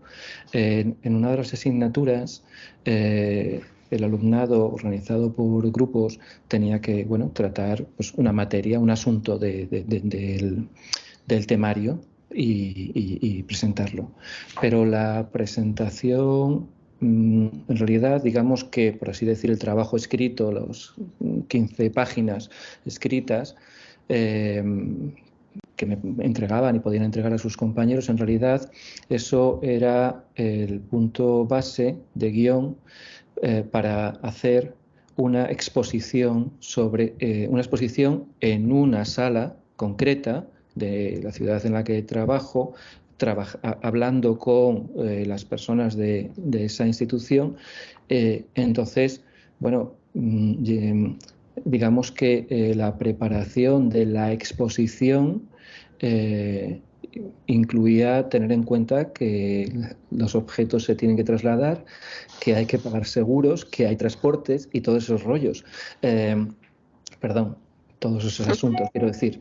Entonces, era bastante interesante porque era muy, digamos, como visible y aplicado, pero era, o sea, en fin, para una asignatura que no es sobre museografía, porque yo no imparto esa materia, sino que intentaba darle, digamos, una desembocadura al trabajo convencional, al final, o sea, me pareció muy interesante, pero yo, o sea, la experiencia y me gustó mucho y lo hice porque quise, pero no he redundado en ello por el esfuerzo fundamentalmente que supone para los propios alumnos, teniendo en cuenta la dimensión de esa materia y así. Pero, por ejemplo, no sé, yo diría que bueno, es un ejemplo, entre muchos otros que cada uno podemos invocar, de una traducción más concreta y también, digamos, con un plano donde la innovación docente y la transferencia se dan de la mano, como decía antes Pilar, ¿no?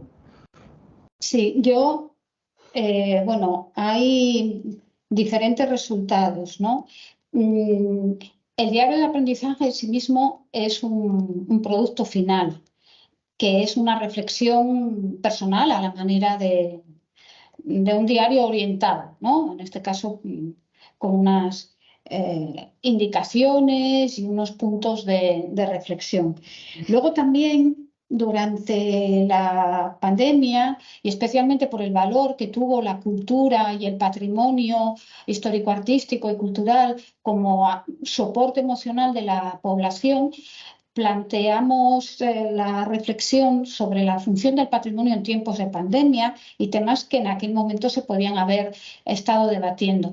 Y se planteó al alumnado que hiciera unos vídeos que se subieron a un canal, se proyectaron a través de Twitter, y sí que es cierto que ahí se utilizaron herramientas muy diversas. Hay quien hizo un vídeo más o menos normal, quien recurrió a la entrevista, quien utilizó la animación para exponer las reflexiones. Fue muy diverso, pero sí que es cierto que hubo una participación y además eran en general vídeos que se hacían colaborativamente.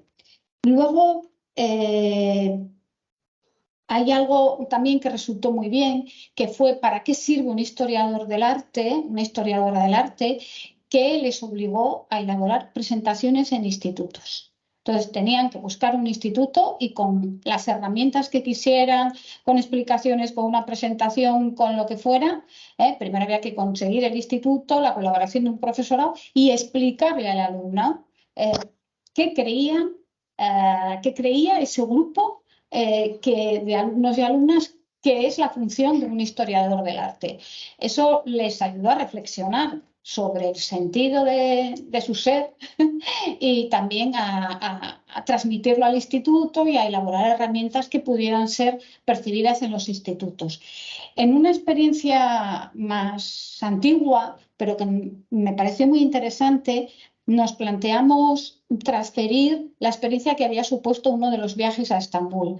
Entonces ahí colaboramos afortunadamente con el Instituto Cervantes de Estambul, su director en aquel momento, y entonces el alumnado llevó fotos del prerrománico asturiano que se expusieron en el Instituto Cervantes de Estambul para llevar una manifestación artística muy propia de Asturias para que se pudieran exponer y ver allí. Y de regreso el alumnado se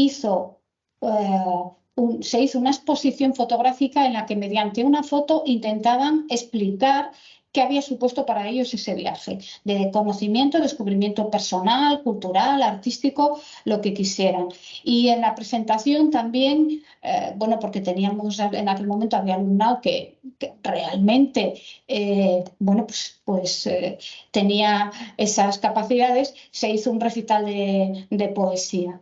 Se hizo también un pequeño vídeo, La otra orilla, con música el tema de La otra orilla, en el que se veía, bueno, en pequeñas escenas nuestro recorrido por Estambul.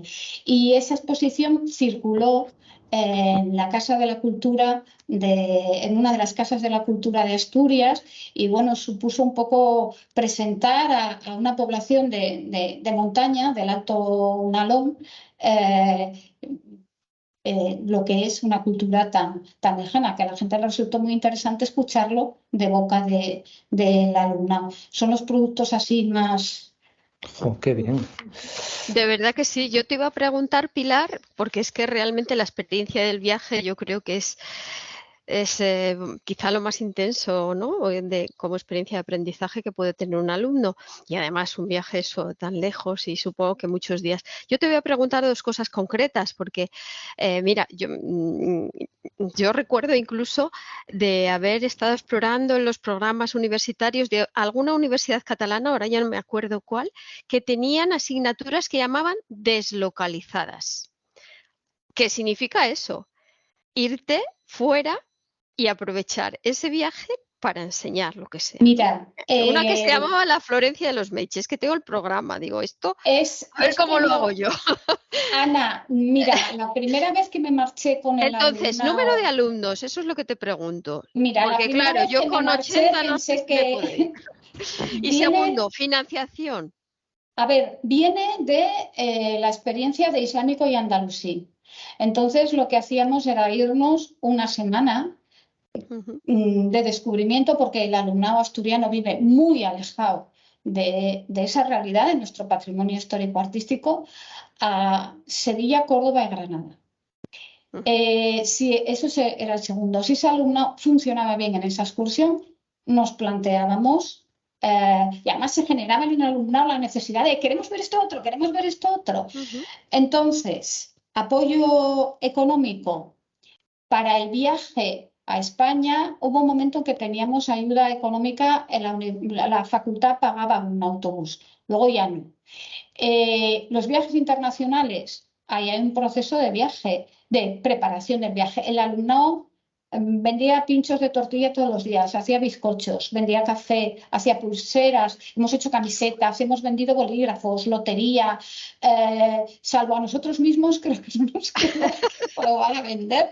Entonces eso suponía una logística potente. Luego, con eso se pagaba el viaje. Bueno, hay una negociación muy pragmática con la agencia de viajes. De eso se encargaba mi marido, tengo que ser honesta, porque es más bueno que yo en esta fase. Luego está todo el tema de la logística en el lugar, reservas de visitas, permiso mío para explicar, porque en algunos lugares tienes que tener, en Grecia tenía que tener un permiso del ministerio, porque los guías son muy beligerantes, ese tipo de cosas.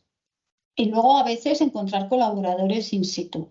La experiencia buena en general, cada vez que organizábamos el viaje juraba que nunca más lo iba a hacer, lo puedo decir, soy sincera. Hay alumnado que se implica intensísimamente y puedo decir que esos fueron casos excepcionales los que en lugares lejanos y a veces complicados me dieron problemas. Sí que es cierto que 2 salieron nos tocó el 11 de marzo en El Cairo y fue una experiencia absolutamente impactante de cómo nos ayudó la gente allí, cómo se volcó, pero sí que es cierto que en un momento en el que en Egipto también desató la alerta antiterrorista, quisieron salir a una hora que era y acabaron en el suelo. Yo se lo había advertido, bien encañonados. Sales, lo explicas y ya está, ¿no? Pero sí que dijeron esta gente que hace fuera del hotel en un momento que no tiene que estar, salvo algunos casos excepcionales, bien. También es cierto que tienes que ser capaz de resolver algunas logísticas básicas, saber vendar un pie. Yo llevaba un botiquín con cosas básicas, tener muy claro dónde está el hospital más eficiente, esas cosas que en España parece que están hechas, fuera pueden ser un problema. Nunca lo han sido, nunca lo fueron, y lo que hacíamos siempre era dejar todo ese material médico que conseguíamos, que yo llevaba, y algunas cosas más que recogíamos en centros sanitarios de ONGs o de organizaciones. Eso siempre se quedaba, antibióticos, cosas que aquí nos parecen muy normales. Allí son vida. Y otro año hicimos una recogida de material básico escolar y lo dejamos en una escuela precisamente en la zona de Marruecos, Timmal ha desaparecido. La mezquita, en esos pueblos que visteis de casas de piedra, ahí en una escuela dejamos material escolar. Es realmente aprender. Eso sí es una lección no solo de conocer lo que vas a ver, sino de vida. Pero ahora Bolonia no nos deja. Yo, bueno, como la pregunta era en concreto cuál es digamos, el producto de transferencia así más interesante que hemos manejado, pues yo creo que fue un proyecto que tuvimos durante 3 años y además eso muy transversal, que fue esta página web de recursos electrónicos para la docencia y la investigación, bueno, en historia, geografía, arte, o sea, en la rama de humanidades. Tuvimos un proyecto de innovación docente, bueno, que conceden poquísimo dinero los vicerrectorados y además pues logré poner de acuerdo a los departamentos para que también nos dieran dinerito. Bueno, ¿y en qué lo gastamos? Pues en pagar una empresa que nos hiciera una web que es básicamente un buscador. ¿Cómo se alimenta el buscador? Pues localizando lugares web de interés que tú puedas buscar por materia, por, digamos, palabras clave, y que entonces los alumnos, digamos, hacían de críticos, igual que hacemos de críticos de arte, hacían de críticos de cada uno de esos lugares web que resultaban de interés. O sea, formaban parte de los trabajos, pero luego el producto final se ofrece a un público universal. En esa página web teníamos también un contador, entonces sabíamos el número de visitas, desde dónde nos visitaban, etcétera. Entonces tuvo su cierta repercusión. ¿Por qué no salió adelante? Desde luego es muchísimo trabajo. Poner de acuerdo a muchos profesores porque éramos de distintas áreas, y luego el máximo problema es que si no teníamos financiación eso era difícilmente de mantener, y entonces si cada vez que se convocan los proyectos de innovación docente te dicen no, esto ya no es innovación, llevas 3 años, ya no es innovación, entonces tienes que abandonarlo tristemente, ¿no? Y meterte con otra cosa, ¿no? Ir como picoteando. Bueno, que todos han sido experiencias muy, bueno, interesantes, ¿no? Pero que tienes que abandonar. Cuando ya llegas como mucho hemos tenido eso, ahora como mucho puedes tener 2 años y transformas, o sea, el mismo proyecto reformándolo y dándole otra orientación. Cuando estás en el punto en que ves, bueno, empiezas a familiarizarte con el uso, con la utilidad, tal, pues tienes que ir a por otra cosa. O sea que a veces la innovación por la innovación no te permite profundizar en una beta que has encontrado que puede ser productiva. Es una pena, eso es verdad. Preguntaban por ahí cómo se concilian las experiencias con tal. Pues no lo sé, cómo se concilian otras cosas de la vida. No sé qué deciros, porque lo haces, como se hacen las cosas, con voluntariedad. Tuve muchos problemas en mi facultad porque se consideraba que el viaje suponía una pérdida de tiempo, de horas de estar en clase. Al principio había una semana para actividades complementarias en la que se podía hacer, y si dejé de hacerlo fue porque no se ponía el tiempo a disposición para hacerlo. El último viaje lo hicimos en agosto. La última visita la hicimos en agosto con un grupo de alumnado que quería venir y nos fuimos a Estambul. Era el único momento. Y preguntaba a mí, Joaquín, lo de la inteligencia artificial. Yo te digo, Joaquín, yo creo que la inteligencia artificial es nuestro enemigo cuando le pedimos un trabajo estandarizado. Pero para experiencias como estas y pedir resultado, para un diario de aprendizaje, para todas estas labores colaborativas de las que estamos hablando, o, por ejemplo, con Gerardo, el resultado de esa experiencia del escape room, si se les pregunta y tienen que elaborarla, no hay chat que lo arregle. Yo creo que tenemos en la mano desarrollar otras cosas. Es que yo no le tengo ningún miedo. Si pido un trabajo sobre la mezquita de Córdoba, estoy perdida. Claro, sí, pero es que no es eso. Claro. Sí, de hecho, bueno, esa era una de las cuestiones también que últimamente está muy en boga. Por lo tanto, considero que cerrar este bloque precisamente con esta reflexión es importante, porque en este sentido las humanidades y concretamente historia del arte, estudios críticos de patrimonio, dan oportunidades de cara pues, a la reflexión, por un lado al análisis, la reflexión y la creación de productos propios totalmente desestandarizados, vamos a decir, como los que podría elaborar pues, una herramienta como el conocidísimo ChatGPT o cualquier otra aplicación de inteligencia artificial que ahora mismo, bueno, pues hasta incluso se llegan a difundir en redes sociales destinadas eminentemente a alumnado universitario para sus trabajos, ¿no? Por lo tanto, también ahí quizás esté nuestro papel. Yo tengo una pregunta, perdonad, tengo una pregunta que hacerle a la pregunta que recibo. Aneta valora muy bien el comisariado de exposiciones como transferencia. ¿Cuál es vuestra experiencia? La mía, nefasta. Pues la mía bien, fíjate, a mí me la han valorado como transferencia. Sí, porque como es transferencia con alumnado, no es transferencia. Vale, con alumnado. Ahí te lo dejo, Joaquín, pensadlo.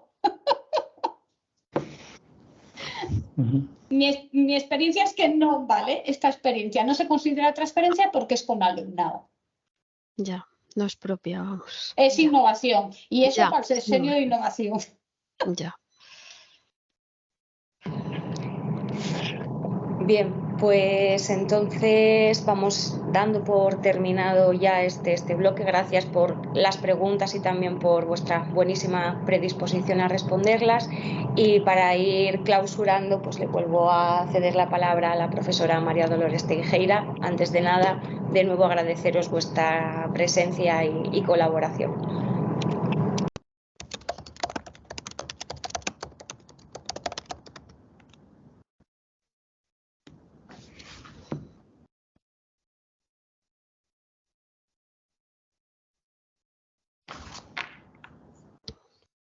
El micrófono. Perdón. Decía que ya vamos camino de las 2 horas, estará ya todo el mundo cansado, así que voy a ser súper breve en comentar algunas de las cuestiones que creo que han sido más interesantes y por hacer unas pequeñas conclusiones de todo lo que se ha comentado aquí esta mañana. Y bueno, quiero evidentemente empezar dándoos las gracias a los tres, a Gerardo, a Ana, a Pilar, porque nos habéis contado cosas enormemente interesantes. Yo tengo aquí apuntadas muchas y creo que ahora nosotros aquí en León pondremos en común todo esto y a lo mejor nos lanzamos a copiaros alguna idea que, como bueno, ya las tenéis publicadas, pues no pasa nada y se pueden adaptar. Yo creo que de lo que aquí habéis dicho, yo por lo menos me quedo en primer lugar con el tema de repensar la tradición. Creo que es la expresión que ha utilizado Pilar al principio, es decir, que la innovación docente creo que no nos ha cegado y no nos ha deslumbrado con su novedad, sino que creo que muy acertadamente partimos de metodologías que han sido útiles y eficaces durante mucho tiempo y que tienen que seguir siéndolo, pero que hay que darles una vuelta y que hay que repensarlas y actualizarlas en su utilización. Eso realmente es también la innovación docente, no solamente utilizar metodologías puramente activas, sino saber, como habéis comentado, implicar a todos los agentes del proceso de enseñanza y aprendizaje, sobre todo a los alumnos, que eso me parece que es lo más importante, lo más difícil, pero bueno, cosas que habéis contado desde luego demuestran que es posible y que es la manera de poder avanzar en este proceso en el que estamos todos.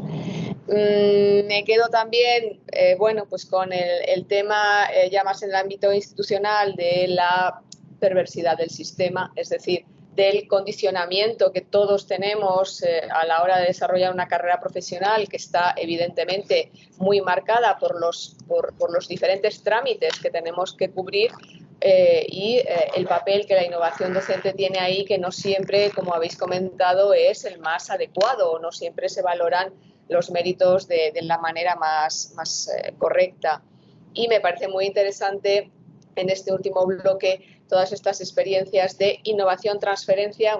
Ahí hay una frontera, creo que muy débil, ¿no? Una línea de separación muy estrecha, que pone también sobre la mesa la cuestión de la transferencia, ¿no? Que es otra cuestión interesante que quizá en algún webinar futuro se podría tratar, puesto que está también muy de actualidad, con el sexenio de transferencia que fue y que no acaba de acabar de ser, con el que debería llegar y no acaba de llegar. Es un capítulo que a nivel institucional está pendiente de solucionar y que quizá nosotros también tenemos que afrontar de una manera, bueno, no sé, más realista quizá, porque todavía estamos como un poco descolocados al respecto, ¿no? Ahora mismo comentabais cómo se cuenta la transferencia de determinadas actividades. Todavía ni sabemos qué es realmente transferencia, qué nos van a contar como transferencia, no lo saben ni siquiera los que nos evalúan. Pero creo que sí que es un tema que habría que tratar más. Y bueno, simplemente de nuevo daros las gracias, dar las gracias también a Manuel Gámez, que no nos ha fallado nada y hemos podido desarrollar el webinar sin ningún problema. Y comentar también que mis compañeros, a los que quiero agradecer pues, la moderación de los 3 bloques de este webinar, están también trabajando para poder organizar para el año próximo un congreso en el que la gente pueda ya comentar, presentar sus experiencias y pueda haber lugar para un debate a lo mejor un poquito más amplio, ¿no? Porque aquí estamos muy limitados por el tiempo. Entonces animamos a todos los que estén interesados en que se queden un poco con esta idea de este congreso, simposio, jornada, no sé qué formato al final tendrá, pero que queremos que sea un marco, quieren ellos más bien, que son quienes lo van a organizar, que sea un marco para un debate mucho más detallado y para una exposición más concreta de propuestas llevadas a cabo, de propuestas con sus resultados, con sus luces y sus sombras, y poder, bueno, pues entrar un poco más en el ruedo de la parte más práctica. Queda ahí, evidentemente, pues se informará cumplidamente, se difundirá la información para que todo el que esté interesado pueda participar. Y con esto, pues, creo que hemos terminado. Muchísimas gracias a todos, a los organizadores y moderadores, a los ponentes, al equipo técnico y, por supuesto, a todos los que habéis estado aquí todo este tiempo y habéis también aportado vuestras opiniones en el chat. Muchísimas gracias y os esperamos en el próximo webinar del CEA. Muchas gracias desde León. Gracias. Adiós. Gracias a vosotros por organizarlo. Adiós. Muchas gracias. Adiós. Buenas tardes a todos, buen día. Buenas tardes. Gracias, buenas tardes.